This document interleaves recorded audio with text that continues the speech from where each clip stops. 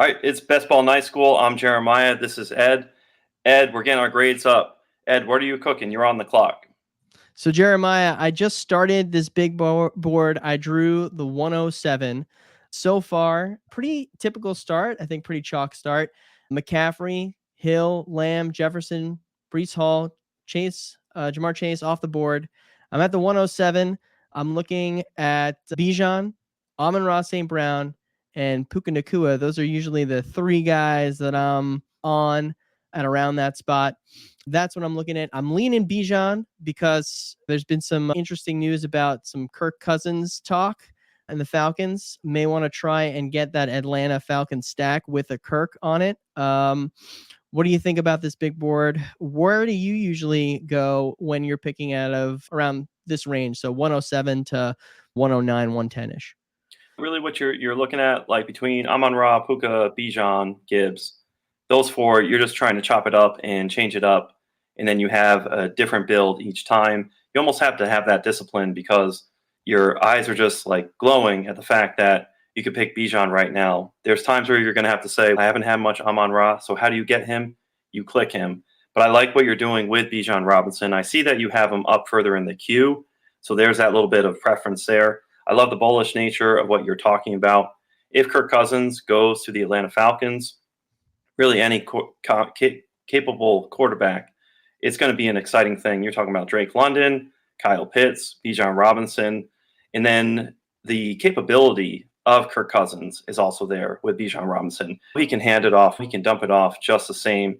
We talked about last week, Justin Fields, building him some. We had a team that I had where we were trying to get some Falcon stacks, but now the exercise can be with Kirk Cousins. I actually like it more for Bijan's skill set for you to go Kirk Cousins. So if you want to draw it up and you want to start here, I really like you going with Bijan Robinson. All right. Bijan Robinson, it is. Jeremiah, we had a pretty newsworthy week. The NFL Combine concluded. We had a lot of men running in underwear very fast. There's been some risers in the underdog draft. So we've got like a rapid fire thing going on here. We're going to throw out some names along with how far they've risen in ADP. And we're going to see whether or not we're in or out. Jeremiah, we're going to start with Jalen Wright, who is up 22.8 spots in ADP. Are you in or out with Jalen Wright at his new ADP? Scott Barrett, he talks, I listen from Fantasy Points. He cited that Jalen Wright's broad jump is the fourth best ever since 2000 with an 89th percentile vertical jump. He's comped him to Alvin Kamara and even is talking a little bit like a Breece Hall light. I am going to personally shave exposure down at ADP in the big board. I will sprinkle. I'll still attack ADP in the next tourney because that'll be just a new open spot. So nobody is ahead of me as far as ADP goes. Cash games I'm in. I'm only competing against 11 other people. I have 46% exposure in the big and the little board. So my ADPs that I've had are in the 196 all the way into the 220s. So Jalen right now, he's in the early round 13. You're not necessarily going to win or lose by having where I have him in the 7-round differential, but I'm a lot better set up than so many other people who were with me drafting him at those spots in the draft. But right now, in round 13, I'm going to shave off some exposure, but I'm really going to look out for that next tourney for Jalen Wright. Love the humble brag with the 46% exposure to Jalen Wright. Good job by you. Next player we're going to talk about is Ricky Pearsall, 16 spots up in ADP. Are you in or out, Jeremiah? So I'm out in big board, and I was out before. So for me, I've missed the boat, and now there's a run on him. I'll let other people have that win. I will get him in the next tourney. I'm in on cash games. Again, that's versus 11 other people. I still like it. He had a 4.41, 90 percentile, 40-yard dash. That's from Player Profiler. The dude can move. Xavier Worthy and Brian Thomas Juniors, they grabbed our attention. As we drink water from the fire hydrant, Pearsall looks like a good click. Xavier Worthy, the winner of the Combine, so to speak, with the record-setting 40. He's up 12.5 spots in ADP. Are you in or out, Jeremiah? Oh, I'm in. You've heard it all weekend, 4.2240. The lazy comp is John Ross. All right, Woke is having 38% exposure to him, and that feels good. I will keep printing tickets and we'll talk about this later with Xavier Worthy. For you, Ed, Roman Wilson, 11.6 spots up. Where are you at? So I'll be in only because I currently have no exposure. I really wasn't too in on Roman Wilson. I know that there's a lot of hype, especially because he had a great Senior Bowl. However, I just really wasn't clicking where he was at previously. With respect to where he's going now, he's around that Wandale Robinson, Michael Wilson area. To me, I'm probably going to look to shave some exposure off of Wandale onto Roman Wilson and a little bit more with Michael Wilson as well. So we're going from the Wandales to the Wilsons with exposure. And he ran really fast too. I think he had a 4.39. Crazy. People, the receivers just flew. I will definitely be still in on Roman Wilson at his new ADP. Now, how about some Trey Benson, 9.8 spots up in underdog? Another dude that ran crazy fast at the combine. He's 216, ran a 4.3940, speed score of 116.3, 98 percentile over at playerprofiler.com. I'll be in only because you cannot ignore guys that have a height adjusted speed score in the 98th percentile. That is a big signal for a running back that when they get opportunity has got a really good chance of smashing. So I'll be in. I'm sad that I don't have too much of him previously at his lower ADP, but I'll still be in. He's only up 9.8 spots. You're looking between Benson, Chuba Hubbard, Chandler, and Jonathan Brooks, fellow rookie Jonathan Brooks, who didn't run.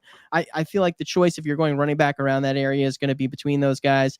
I'll probably lean Benson over Ty Chandler from here on out. And I'm going to wait for Brooks for his ADP to go down even further, I think, because I think that when we get a little bit closer to the season, people are it's gonna hit people. Hey, he's not gonna be ready to start the season. I'm gonna wait on him, and I'll soak up some exposure with Trey Benson and Chuba Hubbard. Maybe sprinkle in some Ty Chandler around those parts, even with Trey Benson at this new ADP. All right, there you go. Trey Benson had his grades go up. Javon Baker had his grades go up. 9.1 spots on underdog. Where are you at with him? Man, I've never been in on Javon Baker. I just haven't. Looking at his combine, he also didn't really test too well. Ran a 4.540. Basically tested measurably. He's got other analytical college metric analytics that I usually look at, like breakout age, dominator rating. I'm just not really in on him to begin with. He's an older wide receiver at 22. It's typically a guy I'm not really looking to get too much of. His ADP, granted, he's only going with ADP. So I guess at that point in the draft, you're talking about picks that you're getting close to when we're actually drafting and the draft's going to come up to the season. They're not, those rounds aren't going to exist. So I guess you might as well sprinkle them in a little bit, but I'm usually drafting either my third quarterback, third tight end around those parts, or another running back. I'll be out because I just don't get Javon Baker. Hey, good point on the team build. Shifting over to Will Shipley, very intriguing, up 9 spots. What do you think, Ed? I was in on Will Shipley prior to him rising up after the combine. I am still in on him now. His spike in ADP is rather short.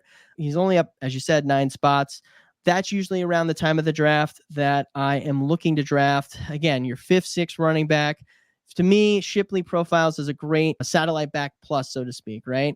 He caught a lot of balls in college. He saw 38 receptions in 2022, 31 receptions in 2023, has a 9.6% college target share, which puts him in the 75th percentile among college prospects per player profiler. That's the type of guy that I'm looking to invest in. He's also over 200 pounds, which is another great signal for another satellite back plus. And he ran really well with the 40. He's got a pretty good athletic metrics. So I'm in on him, even though he is now up 9 spots. Jeremiah, let's pivot to another rookie. Again, Xavier Legette. Are you in or out? He's up 7.8 spots in ADP. For me, I will click sometimes. Had a 4.39, 40-inch vertical. And he's going to be a player that people are hot and cold on.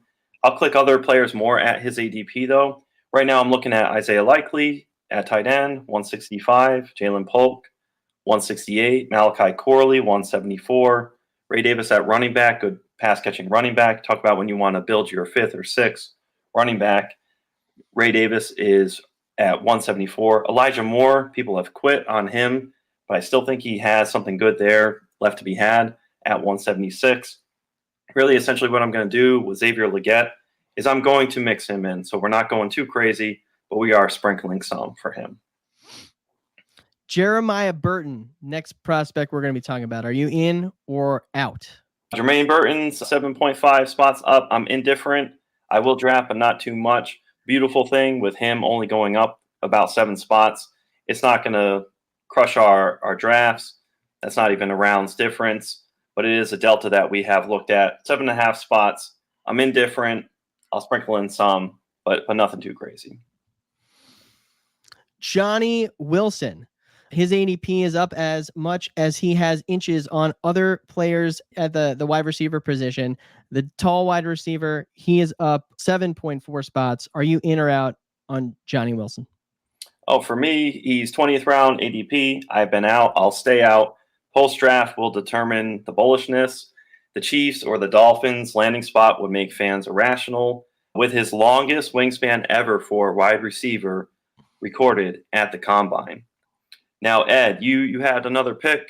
Let's see what you got cooking. Sure. I'm on the clock here. This is the last round of this draft. This is, I believe, a little board that I'm in here. I've already got some Mahomes, Kelsey correlation. That's the one stack. And then, unfortunately, I didn't really hit too many other stacks. I got Caleb as my second quarterback. Have some Raiders, although obviously I think we don't really think he's going to go there. I'm pretty sure he's going on the Bears. And then we sprinkled in some Daniel Jones with Wan'Dale and Hyatt at the end just to get some more correlation there. So this is the last pick. We're in the 20th round. This is pick 237. I've got players in the queue that include Brendan Rice, another rookie who apparently did not increase his ADP with his combine performance. And then we also got some running backs that I would prefer here as well. Evan Hull, Michael Carter, your boy Michael Carter, Jeremiah, and then Samaj Pirine, who I really haven't drafted at all, but I think that there is some ambiguity about that Broncos backfield. Jeremiah, what do you think of where we're at here? Where would you lean with respect to this next pick here? So we're 3-3 on our bookends. Our quarterback, we have 3, our onesies. And tight end, we have 3 tight ends. We like that. I like what you have for Daniel Jones. I believe last week we were talking about a backdoor stack with Daniel Jones. Maybe you get Jalen Hyatt in there, and then you also have Darius Slayton, who may sign or not sign. But you also, in this build, you were able to include Wan'Dale Robinson. So applause to you there. Very fun build.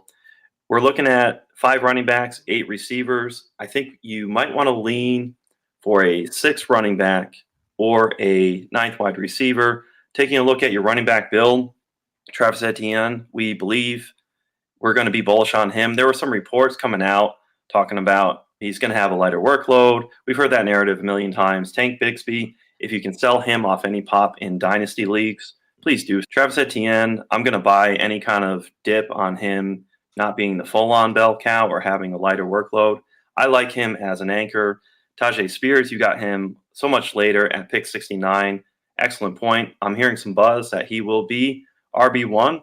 Javonte Williams at Denver, another year out from his injury. We have a bullish case there. Ray Davis, just a flexible player for that pass-catching role. And Dameon Pierce could have opportunity in Houston. Again, he's a running back. So I would say, can you shift down to your receivers? Scroll down through them.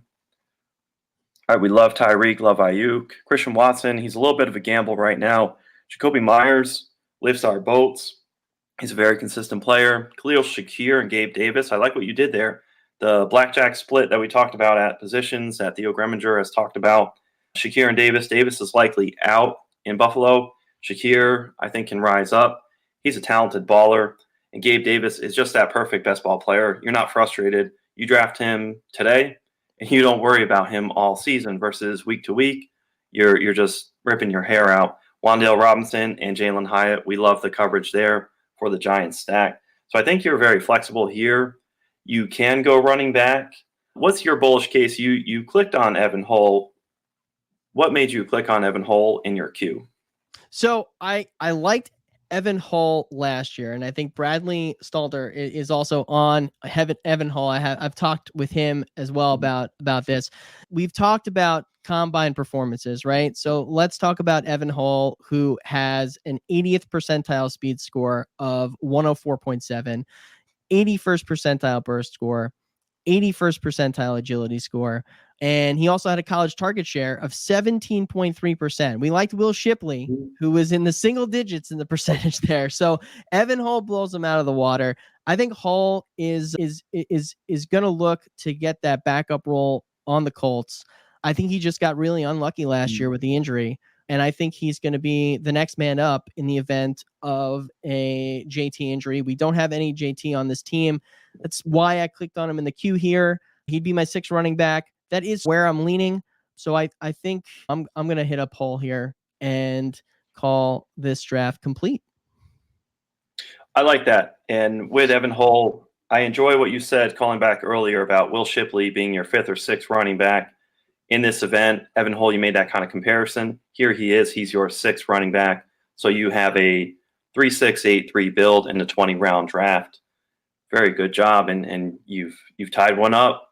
We send another one out there and hope that it wins and cashes. So Jeremiah, we had some high-profile players that were opting out of the combine. Caleb Williams didn't participate. Marvin Harrison Jr., Malik Nabors, all no-shows. There were some fantasy analysts that made an absolute buffoon of himself calling out Caleb Williams on this. But what do you make of high-profile players opting out of the combine or parts of the combine? What's your take on this? I'll say also that guy, just period. Just no. We're not doing that. If you're up there, you try and ask a good question. And I know you want to stand out, but that just isn't the way. Moving on, I think it is good business. The owners care about money and then winning. All right, just look at the push for 18 games in that schedule. You had Caleb, Marvin, Nabors opt out, and then you also had some players be selective in what they're opting out from. They have enough information given to them that lets them know that they're locked in. Where can you go except for lower by exposing yourself to a mediocre or just an off day? Let's say you're just dehydrated some. It happens to people. Your stock would go down. So players have limited times in their career where they have this form of agency, and this is one of them. One thing that will happen is there seems to be some gamification where players will weigh in and then they'll cut the weight and then run good at their pro day. So there is some gaming there, but in a situation where everyone's trying to evaluate you on just anything, why not game it in your favor? And in this case, the players do have that in their favor. Ed, what do you think of this? Yeah, I agree with you, Jeremiah. This is the players' time. They have to do whatever they feel comfortable doing. As a fantasy player, right, we obviously really care and we're invested in this because there are some performance metrics that are indicative of future fantasy success that we care about. And quite honestly, as long as we get those metrics in some way, shape, or form, even if it's through a pro day, I'm fine with it, right? I don't care. As long as a running back runs the 40 at their pro day, we'll adjust that as it's supposed to be adjusted because it's at their pro day, and we'll get what their height adjusted speed score is. And that's really one of the big metrics that we care about when we're dealing with running back prospects. Same thing with the tight end. I know that Brock Bowers didn't run the 40, right? He's another guy that opted out.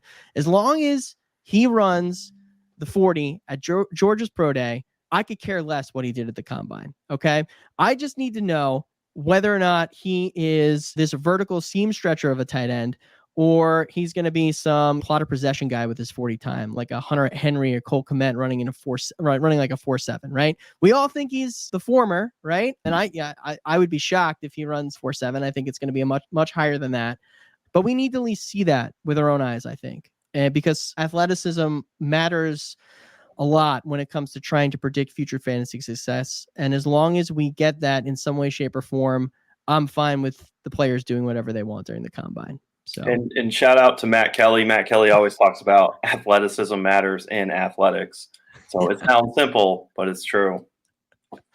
So Jeremiah, I'm assuming you're in a slow draft somewhere. What are you cooking up right now? Yep. So we have Justin Fields, Drake May are my 2 quarterbacks. Can you see? Yeah. Can you get it a little bit bigger? It's coming in pretty tiny over here. Yeah, that's much better. Thanks. All right. And then I have the big build. This is what we were working on last week. We had Fields where we capped with the Falcons players. My running backs, remember we started Bijan and Gibbs.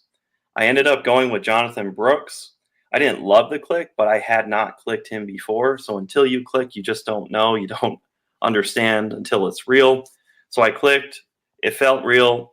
It felt just okay.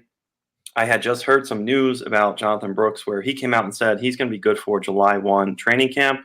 Now, when players are optimistic versus other timelines, you do have to be careful. But just in case Robinson and Gibbs can float Jonathan Brooks, I like the opportunity in this tournament setting to have Jonathan Brooks go off in that back half of the season. And then Marshawn Lloyd, he's getting good buzz out of the combine. I'm glad to have him as my fourth running back. Again, I have Fields and Drake May. Go over to my receivers. Drake London, Malik Nabors. We'll talk about him later. Terry McLaurin, I like him with Drake May in the event that Drake May goes to Washington. All of that right now is just the ticket. JSN, all right, Jackson Smith and Jigba. People are high on all these wide receivers who are coming in, but maybe we just need to re-roll with the sophomore receivers, and they have another year of seasoning there. So let's not sleep on JSN. Marquise Brown, I like the idea. Speaking of agency, he has an opportunity to go to another team. And then Adonai Mitchell, he did pretty well at the combine. And then I have Kyle Pitts. So I did end up, in the event that Justin Fields is an Atlanta Falcon, I have Drake London, Kyle Pitts, Bijan Robinson. It'll completely fall apart if Justin Fields goes somewhere else. But worst case scenario, I have Bijan, London, and Pitts. Now, my build is a 2-4-6-1. I was going to ask you about that, Jeremiah, and I'm sorry to interrupt you, but do you feel pressed at tight end at all or no? I know the board is pretty gross right now for who's available, but do you feel pressed at all? I think I want to push it at tight end. And if I have the faith and the belief that Kyle Pitts is that dude, then I think I can go into another position. One thing I've been saying and needs to be said is don't wait until Kyle Pitts gets a quarterback. We're telegraphing, we're forecasting, we understand it's not going to be Desmond Ridder. So I'm going to have the faith that it's going to be a much better quarterback. So I'm in on Kyle Pitts. Who I have at the top of the queue, I have Michael Wilson, at Jalen Wright, and Jalen Polk. I'm torn between, do I go Michael Wilson or do I go Jalen Wright? The reason I like Jalen Wright is because he could be my fifth running back. But the only thing is now we're higher up than when I was getting him in the 200s to 220s. So what do you think here between Michael Wilson and Jalen Wright? I definitely agree with you in regards to where you're at with tight end. I think, the way that this team is set up, it assumes that the Falcons are going to be a fantasy smash this year. Yeah. And if that smash happens, Kyle Pitts is going to be a big part of it. So I totally agree with you punting tight end for another round or two and not pressing here for it. With respect to the difference between Wilson and Wright, I think you've got a very solid wide receiver room as is. With Brooks as he is, you have somebody there that you're gonna have to wait in order for him to start maybe cracking that lineup. Ideally, though, right? Bijan and Gibbs just carry you the whole season, right? That's the idea behind this, right? You also probably are not that pressed for running back as well. I guess this boils down to, you'd mentioned, I think earlier, that you wanted to shave some Jalen Wright exposure, right? Do you want to do that here, or do you still want to smash him? Because I think that he makes sense here. Mm-hmm. But if he's somebody that you're looking to shave exposure to, you may not want to click the button. Is there also a reason why, are you not in on Jaleel McLaughlin this year at all? I know that that's not really a fun player to be all in on or anything like that, but there is ambiguity in that Denver backfield. And McLaughlin, I think, did hit some metrics last year that would suggest that he may have some future success. So is there a reason why he's not in your queue either? I see him at the top, and he appeared to me, and I did think, okay, this is somebody that I need to start filtering in at this ADP. Based on how Jalen Wright tested at the combine and how bullish we are on him, I can see him going somewhere and being, okay, let's say he gets drafted by the Dallas Cowboys. That's a banana spot. Whereas Jaleel McLaughlin might be more on that tier of, we were excited about Jalen Warren last year, did some good things, but didn't quite break out like we wanted.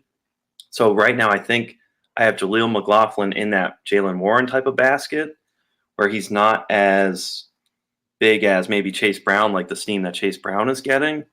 But I am going to have to mark him down for future. I think what I want to do is I want to just say goodbye to Jalen, but just like one last time, click based on this team build. It looks good. So I'm thinking I'll go with Jalen, and then I'm serious this time. Next time, we're going to pass on him at ADP. We'll see. We'll see. I love the pick there, even with his ADP where it's at now. I think it makes a lot of sense for this build, and I'm glad you're doing it. Glad you're doing it. All right, I'm going to click. I got Jalen Wright to the squad. So again, to recap, 2 quarterbacks, Fields and May.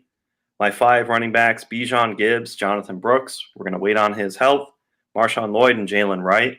We might be able to stop at 5, which we passed on receiver. We might be able to go and build another receiver later to compensate. And of course, we're going to have to catch up at tight end. Again, only 1 tight end with Kyle Pitts. Then our receivers, I'll list them out again. Drake London, Malik Nabors, Terry McLaurin, Jackson Smith and Jigba, Marquise Brown, and Adonai Mitchell. So our team build, again, is a 2-5-6-1 build, and we'll move on to the next round. I do have a question for you. We'll segue over Marvin Harrison Jr. He's in the mid-second. Malik Nabors at 33 in round 2 at the 2-7. Roma Odunze at the 48th pick in the 4th round. Are you hot, cold, or lukewarm at their ADP? So I want to couch this question and contextualize this in saying that regardless of where these guys are, I'm still drafting them in drafts, right? However, with where Marvin Harrison is going right now, I think he is at really, I want to say that he's at the apex of his ADP. I cannot see it getting higher, right? But I'm pretty sure I'm gonna eat those words at some point, right? I just don't see it getting higher. What do we expect here, right? What are we expecting? But he's got a pretty high price tag in the mid-second. He's going by DJ Moore. All these guys, like, they've already done it. That's the best case scenario for Marvin Harrison Jr. So I'm cold on him where he's at. Nabors is a little more interesting, although I feel like in some of the mocks that I've looked at, he has been like pressed down the board a bit more in favor of Odunze, which we'll get to. So I'm lukewarm on Nabors with respect to where he's at.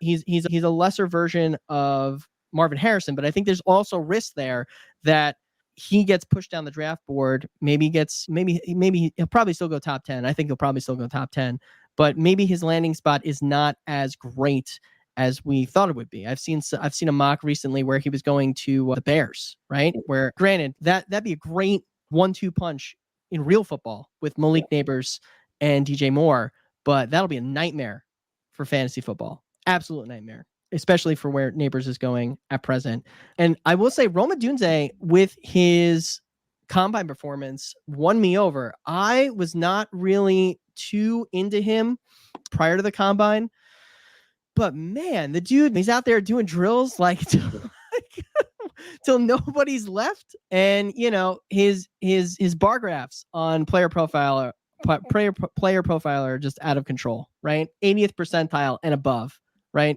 In all the metrics that we're looking at, he checks every box. So I would say that whereas I was probably lukewarm or cold on Odunze previously and prior to the combine, I'm now pretty hot on him, quite honestly. And I probably want to get some more exposure to Doomsday. Jeremiah, what about you guys? What about you with these guys? Are you hot, lukewarm, or cold on these 3 rookie wide receivers? All right, as Tow Mater in the movie's Cars said, if I'm lying, I'm crying. And for all 3, I am buying. All right, Odunze to Nabors to Marvin Harrison Jr. is my excitement level. That's my logic. Essentially, cheapest to most expensive. We love Odunze, then Nabors, and Marvin Harrison Jr. I want a ticket to ride the ride. I'm here to pay the admission. Odunze, I'm hot for. Nabors, I'm hot. Marvin Harrison Jr., I'm going to pay the ticket before I get towed by Tow Mater. So I'm all about all 3. And it's going to be at the expense of other stud players. But in these tournament settings, you're going to have some exposure. It's not outright exposure. We're not clicking them every time. But like you said, where you weren't clicking Odunze, now he's going to appear on the Chiron across the scroll for you, and you're going to have to just click, and it's just going to become part of your exposure. It becomes easier after you click them, And I wouldn't be surprised you click Odunze and you're just going to be like that tingle of excitement. Whereas prior to this combine, you said you were a little more lukewarm on him. Now you're going to feel that bullish feeling by clicking his name. Now, did you have another draft you wanted to go over? So I'm not presently on the clock with any of my drafts. If you are on the clock, I will defer to you, Jeremiah. I've got 1 or 2 picks to go in mine before I'm there. So okay, let's see where you're at. So I have 2. I think we were looking at this team last year. It's a pretty wild build. I've got 2 at quarterback, and my hero build is Saquon Barkley. And then, of course, Kelsey is out there. We got him in the cash game. He fell late. People have some greatness fatigue. Again, let me read off the wide receivers. Tyreek Hill, Rashee Rice, T. Higgins, George Pickens, Chris Godwin, Brian Thomas Jr. Wow, that's fun. 4-3-3, Brian Thomas Jr. That's a little gift that unwraps post-combine. There'll be a gift after the draft when we see him. Tyler Lockett, just a consistent wide receiver, great guy in best ball. And then Adonai Mitchell. So now we talk about, hey, are you pressed at running back? Let's just say we're looking at running back at this point, right? With just one running back in this build. I've got 1-1-8-1. So if we're reading the room, I need a running back. I'm looking at my scroll here. I've got Kendre Miller. I can highlight Zach Charbonnet. And then I also have Marshawn Lloyd, who's later there at 155. I could go in favor for tight end. We've talked about bullish things on Pat Freiermuth, especially if Russ Wilson goes there. Michael Mayer we're in on. Of course, there's pre-COVID or pre-quarterback change. Sorry, not COVID. Roman Wilson, he's done really good. I've got Kendre Miller at the top of my queue, Pat Freiermuth, Michael Mayer, Roman Wilson, Marshawn Lloyd, and Zach Charbonnet. So if I'm going running back, which direction should I go?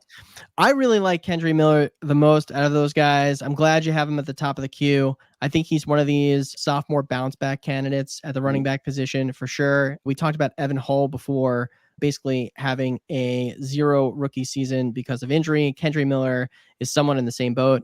I think the Saints' vision for that backfield prior to the start of the season was to bring Miller along with Jamal Williams splitting it and then Kamara doing what he does in the receiving game. It just didn't play out that way because Miller was hurt all the time. So I prefer Miller there. I will say it is a little tempting if you want to live dangerously and take Freiermuth here because you've got Pickens on the squad already and you could get this backdoor Steelers stack. Although that just saying that sounds so ugly. So I would probably go running back here since you've got Barkley on the squad and he's your only one. And Kendre Miller, hopefully will rise up as like a 0 RB candidate. And I would pick him here. Cool right there. Thank you, Ed. I went from Saquon Barkley from pick 21 to Kendre Miller, pick 141. The talk about a gap between my first and second running back. This is the heroest hero RB build I have seen so far, Jeremiah. Great job. Great job here. and what's wild is if you just kind of like think of in wrestling when they throw guys against the ropes and they bounce back, you see how far you can bounce back before propelling forward. Take it like a rubber band. How far back can you snap the rubber band? And we went wild at wide receiver, but then it lets us know how we can drop and parachute in these builds by going for that second running back. So it's a huge gap, maybe the biggest gap I've done so far. But we like this. We're in the 12th round. We have 8 more rounds. And we love a lot of the running backs that are out there, guys we talked about before, like Ray Davis. All right, there's many opportunities. Evan Hull that you pointed out. So we have some good options still on the board at running back. And we're so happy with what we've built. And then, of course, there's less pressure with having Travis Kelce on the squad.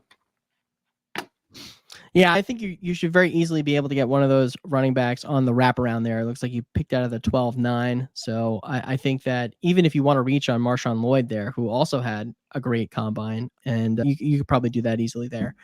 Speaking of non-combine news, okay, we did have some movement on the free agent market. Mike Evans, who previously was reported to be testing free agency, will test free agency no longer and is back with the Buccaneers. How are you dealing with that now that he is no longer going to be on the Chiefs or the Bills or anything like that? He's still going in the middle of the second round. What are you doing with Mike Evans? And also, what are you doing with his teammate, Chris Godwin? So we talked about a couple of shows ago, chasing the bag, legacy, or both. Mike Evans decides to chase the bag and keep his legacy as well as a Tampa Bay Buccaneer. He could have gone out as an artist and draw on something else, but he decided to stay in-house in Tampa Bay. Your commute, the weather consistent year-round, all the people in the building. There's a certain level of comfort there for Mike Evans. So I'm happy that he decided to stay. I'm hoping Mike Evans and Chris Godwin both experience somewhat of a cool-off from sameness fatigue. All right, the dopamine hit that was out there. There was buzz for the Chiefs, Bills, Bengals, Texans, bringing Mike Evans in all the way up to the mid-second round. So now that rocket ship move isn't taking place, I can see some cooling off for Evans as well as Godwin, who now won't be matriculating those lost targets from that lack of target competition. It's a bummer for Trey Palmer, but the NFC South opens up opportunity for shootouts. So I would take advantage of Mike Evans just being in Tampa Bay. So I like them both. I bought in on the hope that I could have them both and they'd split off. But now I backdoored my way into, all right, my parachute here is I have some Buccaneers exposure, which isn't necessarily a team that people put at the top of their list when stacking. So what do you make of them? I also had some builds where I was hoping for Evans to land elsewhere. I think I paired him with Mahomes in a build recently, just on a hope and dream that he would be with the Chiefs. I'm fine taking them where they're at. I would honestly prefer Godwin based on ADP, and their targets last year, again, very similar. You had Mike Evans with 136 targets compared to Godwin's 130. Obviously, Evans had the touchdown spike there. That's what he's done pretty much his entire career. But there is this thing called regression, and it can happen. Obviously, we don't expect Evans to get 2 touchdowns next season, but certainly 8 is maybe in the range of outcomes. And who's going to soak up the rest of that? Maybe it's Chris Godwin. I'm fine with drafting both of them where they're at. Obviously, it makes stacking a little bit difficult, only insofar as that Baker hasn't been re-signed yet. A lot of the speculation points to him re-signing there, but we're just not sure yet. However, I'm fine drafting both of them, although I do probably prefer Godwin based on where they're going. So, Jeremiah, I know I said I wasn't on the clock previously, but I am on the clock now, and I'm excited because I'm curious as to what you think. So this is a big board here. We are going to go into the draft right now, and that, speaking of hopium, with Evans landing somewhere, we've got some hopium here insofar as I went double running back here with Reese and Barkley, okay? And I paired Barkley with CJ Stroud because Barkley is rumored to be on the Texans. And I got some Tank Dell exposure there too. So I hope to get a nice little Texan stack here. With respect to the rest of this team, I pretty much just wound up taking, let's see if I can scroll this over a bit. George Kittle fell to pick 77. So I scooped him up. He's got an ADP of 69, scooped him up. And I did the same thing with Joe Mixon, although I think I'm going to regret that Joe Mixon pick much more. Although with Joe Mixon going in pick 100, I said, you know what? I really haven't been drafting him at all. If I am going to draft him at all this year before the start of this free agency and everything like that, if I don't pick him up at pick 101, I'm never drafting him. So I just did it there. And I think this receiver room perhaps needs some help. I did draft Cooper Kupp also, who fell below where his ADP is at. Scooped up Hopkins with the idea of perhaps getting a Titan stack a little later on. You got some interdivisional play going on there. Hopefully I could get some Levis later. And then I also took a sort of just a pipe dream chance on Jameson Williams that he takes the next step, because I think this wide receiver room is going to need somebody else to step up here. I don't know what I'm thinking with this queue. We're just going to get rid of everybody here because I'm not sure. Those guys are all it'd be way too early to take any of those guys. So we could go in a couple different directions, Jeremiah. What do you think about this here? I think we've got a relatively balanced build so far. Do we want to skew it in one direction? Or I think, quite honestly, I think we ideally need some help at receiver here. What are you thinking? So this is an interesting scenario. You're so healthy and good at running back. Brees, Barkley, those are just two of the killer bees at the top. And then Joe Mixon, there's a big gap there. Pick 20 to 101. We talked about Saquon Barkley to Kendre Miller. Here's Saquon Barkley with your pick 20, and then you didn't go third running back until pick 101. Like you said, Joe Mixon right there. If you're not going to take him then, when will you take him? Another running back who's like that. He fell to me last week. It was Austin Eckler. I thought, you know what? I need to get him going there. I do think you need a wide receiver. It's funny. It's topical. We went over CJ last week talking about his ADP is way too high, right? The rent's too high. The Stroud ADP is too high. But again, you're like water. You have a Bayesian process. You try and get new information, and you bring CJ Stroud in. And I like what you got there. You got some exposure to Tank Dell, and I have the same like mind with you with Saquon Barkley there. So you have three options as well. I see you just moved up in the queue, Xavier Worthy.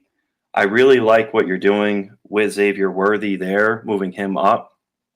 He's going to be very much a player who's going to rise up these boards.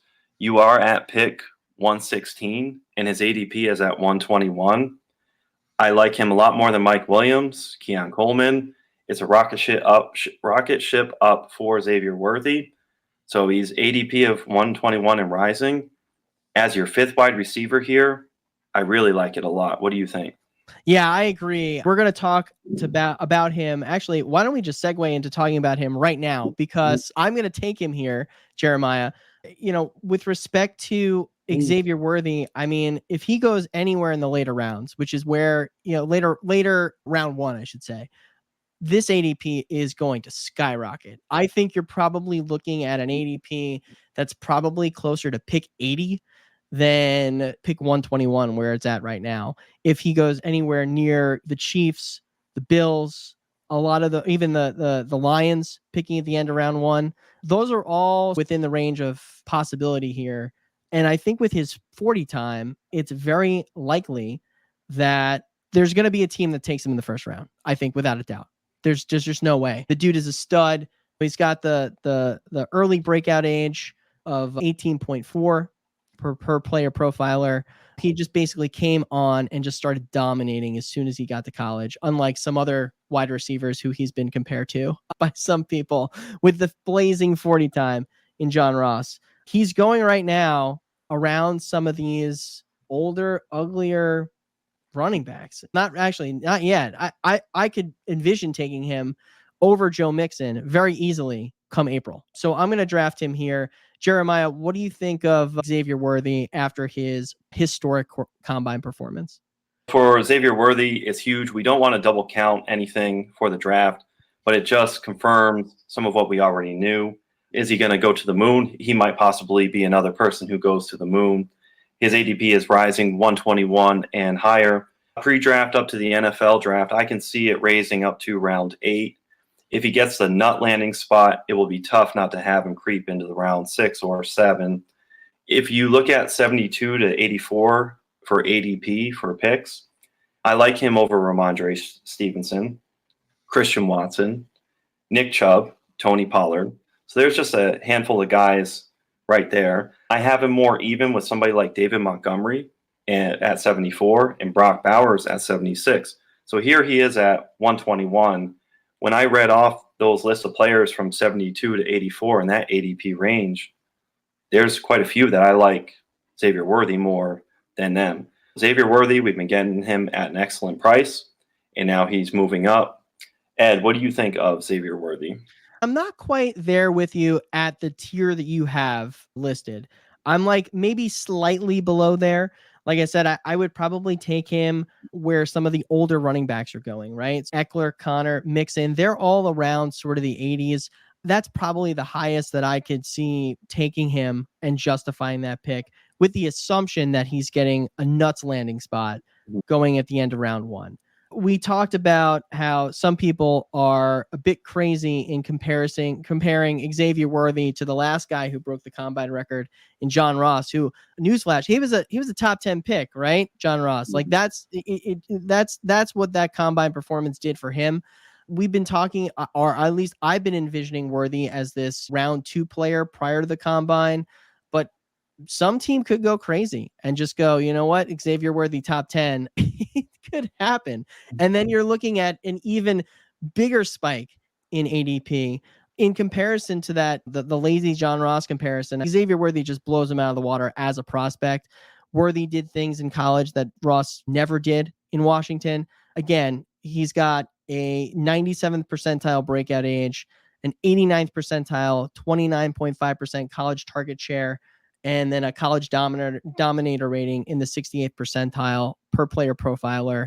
Worthy was already a great prospect prior to this combine performance, and I'm all in, quite honestly. I can't wait to get. I already had some pretty high exposure prior to the combine, and I'm still clicking on him until he probably gets to that 80-ish ADP tier or like above there, I think. Yeah, so I think it's going to go up. And when you got to think these top 3 receivers have such a high ADP with Marvin Harrison Jr., Malik Nabors, and Roma Odunze. So Xavier Worthy could be that 4th guy. He's really competing with Brian Thomas Jr. in a lot of rankings that I see. So Jeremiah, are you on the clock anywhere? Are you ready to make a pick somewhere? Or yes, sir. What are you cooking up in this slow draft here? All right, I want your advice. I need some counsel, fantasy litigator.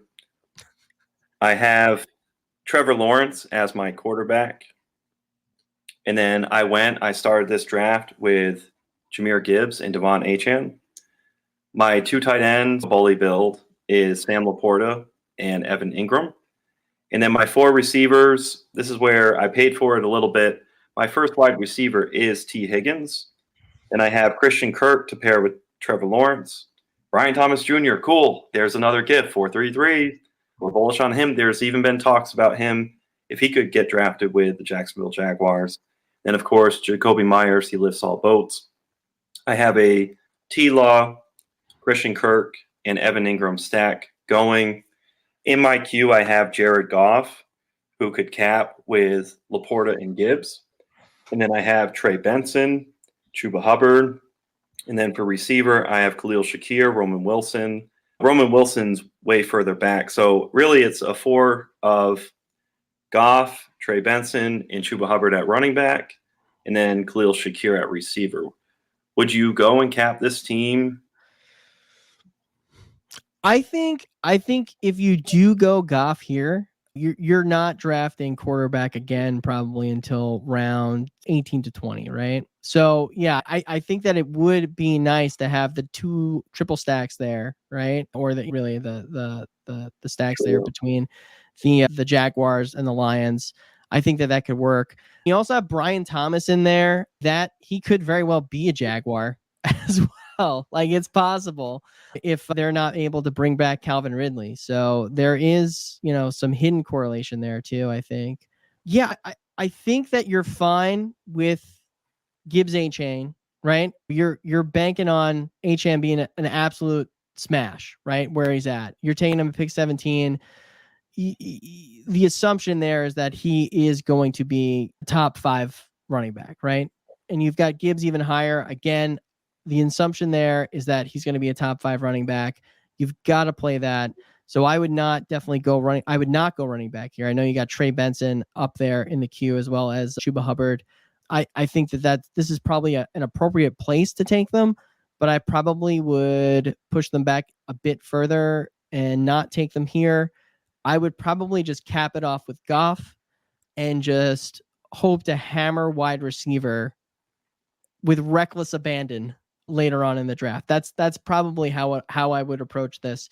And the stacks make it look sexy. So I would just make it sexy and add Jared Goff here. So thank you for that. I'm thinking if I go Jared Goff, I'm going to click Jared Goff and we'll talk about it. I think your computer, it was processing the idea of Jared Goff and sexy being in the same sentence, and it just combusted there. And I think that's what happened there. So you were saying, I think you were leaning Goff, but you were going to discuss some other options later on in the draft as to how to attack perhaps wide receiver or other positions here. Yep. So if I go Jared Goff, who I went with him. He's on the team. Welcome to the squad. I'm probably going to entertain this just being a 2 quarterback draft, just since I invested so heavily. But to your point, round 18 to 20, I'm really going to consider that being my 3rd quarterback territory. I'm not going to chase anywhere soon. I will have to build my running back room. My tight end room is very good. But really, like you said, we have to attack receiver. Further down at 149, we have Michael Wilson, 151, Roman Wilson, those Wilson brothers, as we talked about.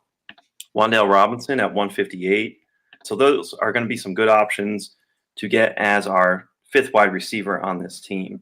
So I appreciate the counsel there. We've got some good stacks going with the Jaguars and the Lions. Now, over the draft, we talk about J.J. McCarthy. He's out there, and he's steamed up the boards. He became quarterback 4, and before that had really happened, we didn't hear much about it. It was just the big 3, and then all of a sudden it's become a big 4. What do you make with J.J. McCarthy steaming up real NFL draft boards? Who do you think emerges as QB5 between Bo Nix and Michael Penix Jr.? Yeah, McCarthy, he's steaming up because of the anticipated draft capital, right? For me, I've been trying to again, we were talking about if you were going to go quarterback with that last build, you're probably going, 18 to 20. And that is J.J. McCarthy, Bo Nix territory, right? Perhaps Bo Nix, 20 round Bo Nix, right? Preferably. But I've as like a 3rd quarterback, I've been throwing those guys in about equally. I think that in just digesting a lot of the mock drafts, it seems as if the NFL sort of views Bo Nix in a better light than Michael Penix. I haven't really seen Penix mocked in the 1st at all. I've seen Bo Nix mocked in the 1st. I've seen it. I've seen him mocked in the 2nd to my New York Giants, right? I haven't really seen Penix around the same area that Bo Nix has been in these mock drafts. And for me, when it comes to quarterback, particularly if you're talking about a quarterback that already is going to be getting later draft capital, even later round 1, right? An early day 2 draft capital. That's where I want my quarterback to be, is with worst case scenario is later round 1, early round 2. There's been a lot of quarterbacks that get the opportunity if they are essentially viewed as a 1st rounder that fell by their team. I think Drew Brees was a 2nd round quarterback. Derek Carr was a 2nd round quarterback. All those guys get opportunity because of where they're taken there. And they were taken, again, early round 2. So I will, at this point, I do have Nix pretty much over and above Penix, but I have been splitting basically that 3rd quarterback between McCarthy and Bo Nix pretty evenly, I think. Jeremiah, what do you see with how the QB4 is played out, with McCarthy being the favored, and how do you view Nix and Penix in the best ball drafts? It's funny, just good dancing of saying both their names because they go off about the same, and you're like, okay, which one? Very good. You finessed that beautifully. I'll say it is fire hydrant season. We're drinking water from a fire hydrant, and we did a rapid fire to start the show, and we really are just getting a lot of impressions. And I would just say with people on Twitter, figure out, take in a lot of information. You're processing it. You're not going to get it all right away, and we're not going to get it all right away. And things will change. And take J.J. McCarthy. He picked up real steam. Penix, he has an excellent arm. Lucky Brooks has mentioned challenges with the intermediate passes on podcasts. So some of those shorter area throws, not just the cannon arm throws. Nix has arm strength concerns, and he's more of a high percentage short throw guy. So we've had J.J. McCarthy. Thor Nystrom was big on J.J. McCarthy, and plenty of signal occurred afterward beyond Thor Nystrom's enthusiasm. So for me, I really have to look at these 2 quarterbacks who I see some bullish cases for both. And I'm just going to let the draft wave and the draft hype take over. If somebody gets steam between Penix and Nix, then I'm going to just digest that. Just wasn't necessarily on J.J. McCarthy, but I brought in new information, and we have no choice but to be fluid in processing that. So now I'm looking at J.J. McCarthy, respecting him as a super flex pick, and now as a tangible pick in these underdog best ball streets. Now, did you have one more draft? So I'm still not on the clock. I've got some clock milkers in these draft here. I am literally just 1 pick away, 2 picks away, 3 picks away in 4 drafts. If you got one fired up, we can see what you're cooking here. Yep. So this is a big board. So could use your counsel here for night school. My grades have been down. I got to get them up. My quarterbacks, Justin Fields and Tua Tagovailoa. My running back position, Devon Achane. And I have Alvin Kamara. Look at that gap, 17 for Devon Achane and 65 for Alvin Kamara. Roschon Johnson, I'm a big fan of Roschon Johnson. Could it blow up in my face and it's Khalil Herbert? Sure. But I am clicking Roschon Johnson plenty. Kendre Miller, another guy we like. We had talked about earlier in the offseason, wasn't so big. And now I'm marinating, I'm warming up, I'm heating up to the idea of Kendre Miller. And I'm going to get some exposure to him. And then Jalen Wright, we've talked about him ad nauseum. So those are my 5 running backs there. My 2 tight ends are Evan Ingram and Jawan Johnson. You'll be happy to know it was between Jawan Johnson and Jatavian Sanders. And I said, look, I got to do something different. I just have to. All right, I got a problem. And I went with Jawan Johnson. My bullish case and idea with Jawan Johnson is that he could be in that, Clint Kubiak offense, where they get a little bit more motion, have more creativity, and hopefully convert more for the New Orleans Saints in the red zone. So that's where I have my bullish case on Jawan Johnson. My wide receivers, Garrett Wilson. All right, he was a guy, okay, he's 8th overall. I want to believe in him. I took him, I believe, over a couple of those Bijan Gibbs running backs just because, hey, I got to get some exposure to Garrett Wilson. Jalen Waddle is stacked with Tua. Drake London, I'm all in on London this year. It could work out with London and Fields in this build, but if not, I still love Drake London as a wide receiver 1. JSN we talked about before, and Tyler Lockett. I have 2 Seattle guys going. And then, of course, Adonai Mitchell is there as my 6th wide receiver.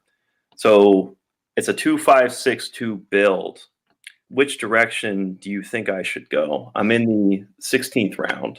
Yeah, I absolutely love this running back room that you built. I think there is a lot of floor as well as upside in it, with Miller and Wright providing a lot of upside there. Roschon, I think, provides both floor and upside, and Achane and Kamara are just going to do what they do. And you've got Achane stacked with Waddle and Tua.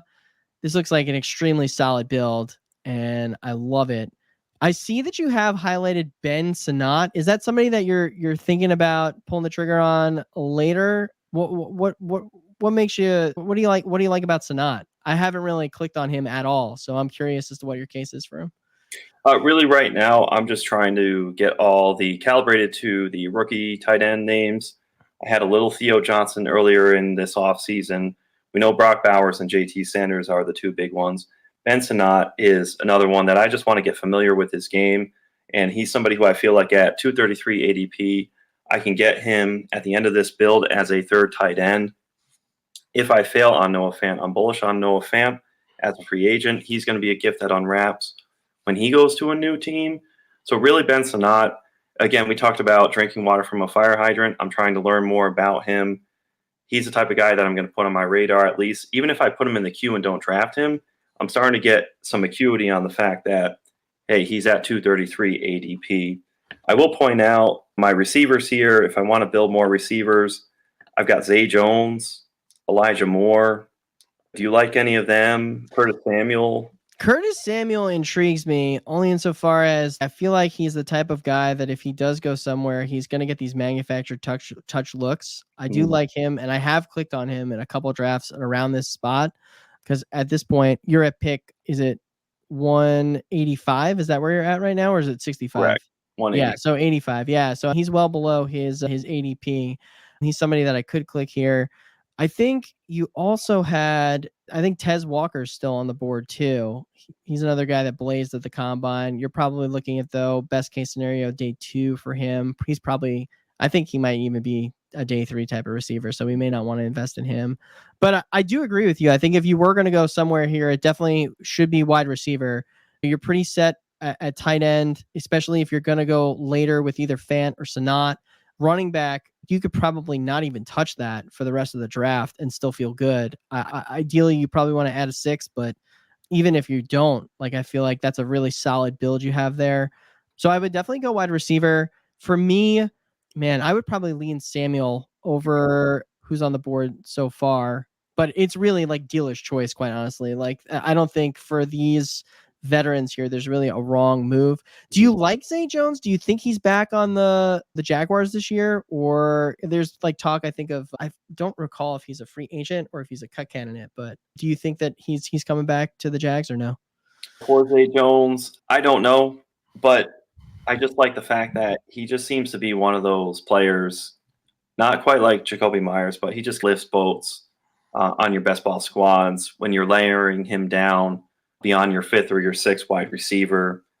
So that's where I look to Zay Jones. I have gotten Zay Jones more actually when I have Trevor Lawrence.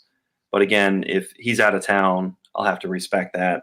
But I do what you say about Curtis Samuel. I have not clicked much Curtis Samuel. Last year, I do recall, I remember last week we were talking about Chuba Hubbard, and you had said something about how he really came through for you late in the season. So sometimes we recall what happened in redraft. And I can recall last year being in a jam quite a few times and clicking on some Curtis Samuel as my 3rd receiver when I needed to stream, like a waiver wire play. So Curtis Samuel really does have some good weeks. And sometimes he plays up that PPR scam. And then he also gets those manufactured touches, like you said. Understanding underdog is a half-point PPR format. I think I'm going to click Curtis Samuel. Nice. Up that exposure. I think that's a great pick. And this build is looking great. It's been coached up wonderfully, for sure. Yeah, absolutely. Get my grades up. We have a 2572 build. So for the people at home, we'll read this down and then we'll be on our way out. I've got Justin Fields and Tua. My running backs right now so far are Devon Achane, Alvin Kamara, Roshan Johnson, Kendre Miller, Jalen Wright. Oh, another note, between Kamara and Kendre, maybe we split something off there. If not, I still like the utility between the pass game and the gap game for Kendre Miller. Our receivers, Garrett Wilson, Jalen Waddle stacked with Tua, Drake London, JSN, and Tyler Lockett. Even though we don't have Geno stacked with this team, I have 2 excellent shares of the Seattle offense. Adonai Mitchell, we have the Swiss Army knife option in Curtis Samuel. And then my 2 tight ends are Evan Ingram and Javon Johnson. We'll be looking for a tight end later. So I'm going to stop sharing that. Yeah, that's a great build, Jeremiah. It's been a great time here at the night school. I hope everybody listening has learned some stuff. I know I learned some stuff all the time talking to Coach Retzlaff over here for Ed DeLauder and Jeremiah Retzlaff. School's out. Peace.